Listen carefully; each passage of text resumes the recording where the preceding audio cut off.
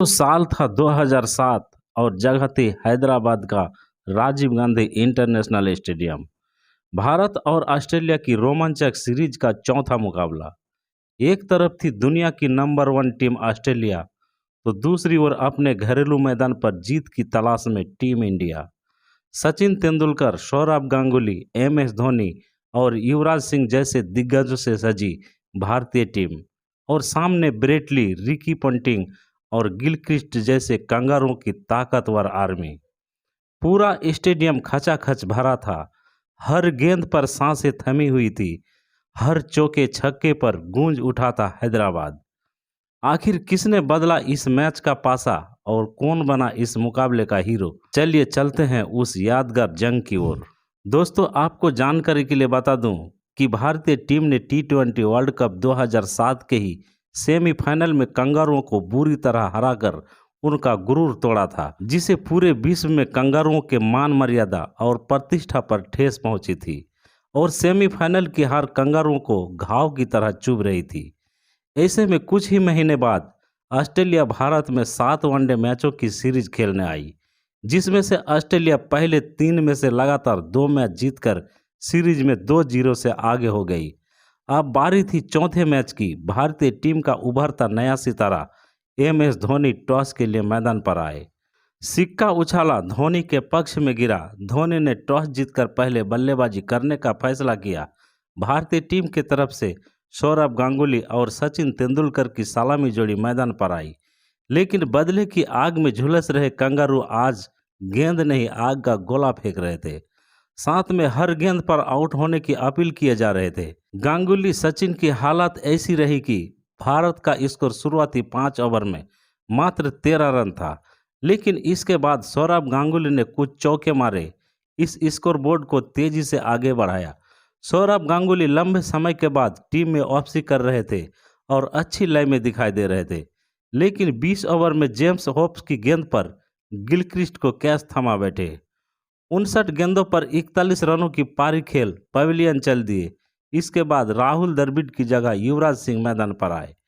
युवराज और सचिन ने कुछ अच्छे शॉट लगाए, लेकिन बावजूद उसके भारत का रन रेट बढ़ने का नाम ही नहीं ले रहा था, क्योंकि सचिन ने केवल 50 रन बनाने के लिए 91 गेंदों का सामना कर लिया। इसलिए कोई भी जश्न देखने को नहीं मिल रहा था और युवराज सिंह ने अपने बल्ले को घुमाना शुरू किया और 33वें ओवर तक भारतीय टीम के स्कोर को 200 रनों के पार पहुंचा दिया।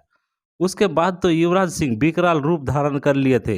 लगातार चौके पर चौके लगाए जा रहे थे, लेकिन ऑस्ट्रेलिया को यह बात मंजूर नहीं थी और 34वें ओवर में युवराज सिंह के शानदार पारी का अंत कर दिया। युवराज सिंह आज इतिहास नहीं दोहरा पाए और 40 रन बनाकर पवेलियन चल दिए। इसके बाद कप्तान एम एस धोनी मैदान पर आए और आते ही कंगारुओं पर आक्रमण कर दिया। उन्हीं के साथ सचिन तेंदुलकर ने भी अपना हाथ खोला, लेकिन धोनी तो आज धोने के मूड में आए थे, क्योंकि कंगारुओं के सामने कितना भी बड़ा टारगेट क्यों ना हो, वह छोटा होता था। इसलिए धोनी लगातार रन गति को तेजी से बढ़ाए जा रहे थे। तभी सचिन के पैट पर गेंद लगी और कंगारू अपील करने लगे।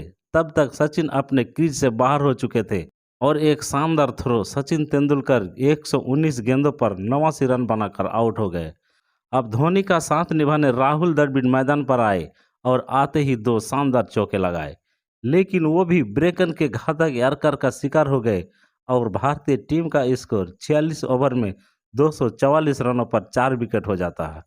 अब इस पारी का 4 ओवरों का खेल बाकी था। ये पारी खत्म होने के कगार पर आ चुकी थी और भारतीय टीम को अब जरूरत थी एक बेहतरीन फिनिशर की, जिसके लिए क्रीज पर उथप्पा और एम एस धोनी की जोड़ी मौजूद होती है।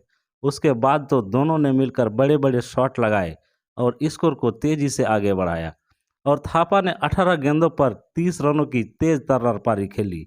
साथ में धोनी भी लास्ट बॉल पर एक लंबा छक्का जड़ा। अपना अर्धशतक तो पूरा किया ही, साथ में मोमेंट को भी अपने साथ ड्रेसिंग रूम में ले गए। धोनी की तेज पारी की मदद से भारतीय टीम ने कंगारुओं के सामने 50 ओवर में 292 रन का टारगेट सेट किया, लेकिन इस बात से हर कोई वाकिफ था कि ऑस्ट्रेलिया किसी भी टारगेट को पल भर में समाप्त कर सकती थी, क्योंकि उसके पास एडम गिलक्रिस्ट और मैथ्यू हेडन जैसे खतरनाक सलामी जोड़ी थी और मिडल ऑर्डर में पोंटिंग, क्लार्क और साइमन जैसे खतरनाक बल्लेबाज जो किसी के करियर को पल भर में खत्म करने का दम रखते थे। ऑस्ट्रेलिया की तरफ से एडम गिलक्रिस्ट और मैथ्यू हेडन की धाकड़ सलामी जोड़ी मैदान पर आई और पारी की शुरुआत में ही कंगारू अपने हुनर का परिचय देने लगे। लगातार बड़े बड़े शॉट लगाए जा रहे थे। इसका आलम यह रहा कि जहां भारत का स्कोर शुरुआती 5 ओवर में मात्र 13 रन था, वहीं पर कंगारुओं ने 5 ओवर में 37 रन जड़ दिए। लेकिन छठे ओवर की पहली गेंद पर भारतीय टीम ने गिलक्रिस्ट को जहीर के हाथों कैच करा दिया। अब रिकी पोंटिंग मैदान पर आए। उसके बाद हेडन और पोंटिंग ने जैसे पारी को आगे बढ़ाया, उसे देख सभी के होश उड़ गए, क्योंकि उसी आरपी सिंह को 10वें ओवर में 16 रन कूट दिए और साथ में इस स्कोर को 75 रनों तक पहुंचा दिया। उसके बाद भी बड़े बड़े शॉट लगाए जा रहे थे, रुकने का नाम नहीं ले रहे थे। अब हर भारतीय गेंदबाज एक विकेट के लिए तरस रहे थे, लेकिन उनको गेंदबाजों पर कोई तरस नहीं आ रहा था। तभी 19वें ओवर में पठान की गेंद पर धोनी ने पोंटिंग को स्टंपिंग कर पवेलियन का रास्ता दिखा दिया। काफ़ी हद तक यह विकेट एमएस धोनी का था, क्योंकि तेज गेंदबाजी के सामने स्टंपिंग करना कितना चैलेंज और कितना मुश्किल होता है, इसका अंदाज़ा आप भी बाखूबी लगा सकते हैं। उसके 2 ओवर बाद 22वें ओवर में हरभजन सिंह ने अपनी ही गेंद पर शानदार कैच पकड़कर क्लार्क को भी पवेलियन का रास्ता दिखा दिया। उसके बाद ऑस्ट्रेलिया के खूंखार बल्लेबाज एंड्रू साइमन आए। उनके गुस्से के आगे दुनिया का कोई भी खिलाड़ी कांप जाता था। साइमन आते ही भारतीय गेंदबाजों पर टूट पड़े। उधर हेडन भी शानदार पारी खेले जा रहे थे और इस वक्त ऑस्ट्रेलिया को 98 गेंदों पर सिर्फ 102 रनों की दरकार होती है और हाथ में 7 विकेट होता है। ऐसे हालात में कंगारू अपनी विजय रथ पर सवार हो चुके थे, लेकिन मुरली कार्तिक ने हेडन को बाउंड्री पर कैच करवाकर मैच में वापसी करा दिया। मैथ्यू हेडन ने 92 रनों की एक बेहद शानदार पारी को अंजाम दिया, लेकिन ऑस्ट्रेलिया टीम को जीत नहीं दिला सका। पर अभी भी भारतीय टीम के लिए खतरा टला नहीं था, क्योंकि एंड्रू साइमंड्स खूंखार बल्लेबाज क्रीज पर मौजूद था और साइमन लगातार इसका आभास करा रहे थे। लगातार चौके छक्के लगाए जा रहे थे। एक वक्त पर ऑस्ट्रेलिया को 40 गेंदों में मात्र 27 रनों की जरूरत होती है।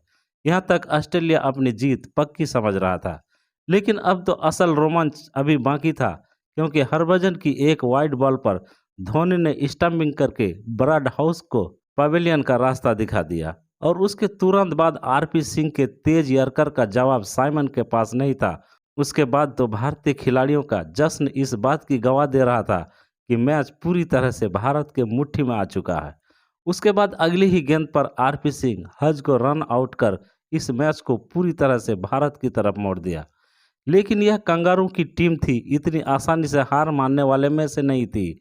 अब मैच आखिरी ओवर तक जाता है, जिसमें ऑस्ट्रेलिया को 16 रनों की जरूरत होती है और जहीर की पहली ही गेंद पर जेम्स होप ने चौका मार देश की सांसें रोक दिया। लेकिन फिर उसके बाद जहीर खान की शानदार गेंदबाजी देखने को मिली और आखिर के 5 गेंदों पर केवल 3 रन ही खर्च किया और भारत यह मैच 8 रनों से अपने नाम कर लिया। यह धोनी की बतौर कप्तान वनडे में पहली जीत थी। साथ में ऑस्ट्रेलिया को यह भी बता दिया कि हम तुमको तो टक्कर नहीं देंगे, बल्कि तुम्हें धूल चटाने का मादा भी रखते हैं। तो दोस्तों, यदि आपको वीडियो पसंद आई हो तो वीडियो को लाइक और चैनल को सब्सक्राइब करके बेल आइकन को प्रेस जरूर कर दीजिएगा। तब तक के लिए जय हिंद, जय भारत।